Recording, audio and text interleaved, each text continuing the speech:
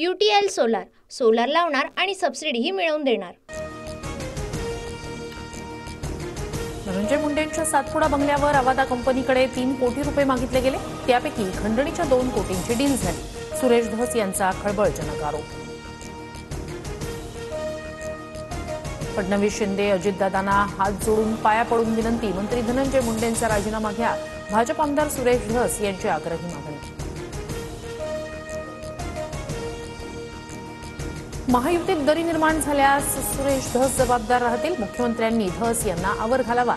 मुंडेंवरील आरोपांनंतर अमोल मिटकरी आक्रमक। देशमुखांच्या मारेकऱ्यांऐवजी विरोधकांकडून मुंडेंना जाणीवपूर्वक लक्ष केलं जात असल्याचाही आरोप।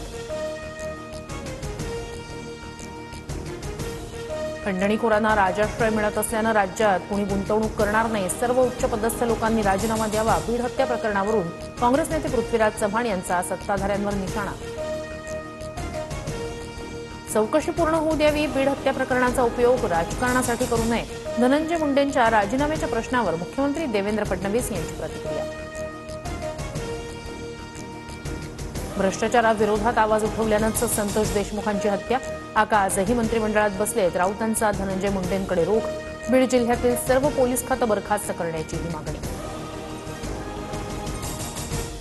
वाल्मिक कराड 17 मोबाईल वापरतो। पोलिसांनी तपास केल्यानंतर सर्व बाहेर येईल। सुरेश धस यांचा इशारा।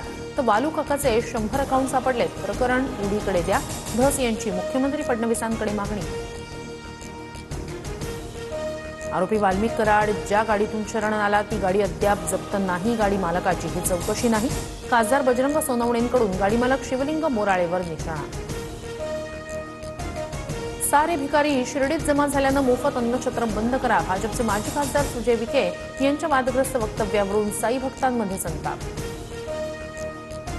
सुजयचं वक्तव्य भावना दुखावणारं हे मान्य करतो। वडील राधाकृष्ण विखे पाटील यांची कबुली। पुत्र मात्र भिकाऱ्यांवरून केलेल्या वक्तव्यावर ठाम। जायकवाडीच्या धरणात ऊर्ध्व भागातून येणारं पाणी 60% कपात करण्याचा निर्णय। माजी आमदार राजेश टोपे यांच्याकडून निषेध व्यक्त। आपल्या हक्काचं पाणी सोडू नका। ठरावाला विरोध करण्याचं मराठवाड्याला आवाहन। तुम्ही मतं दिली म्हणजे माझे मालक नाही झाला। मला सालगडी केलंय का? बारामतीमधील कार्यक्रमात उपमुख्यमंत्री अजित पवारांचं वक्तव्य।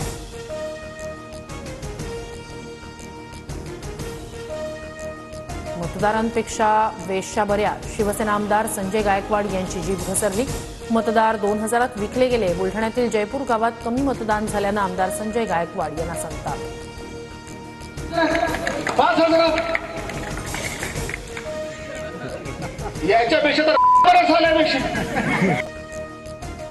UTL सोलार सोलार लावणार आणि सबसिडीही मिळवून देणार।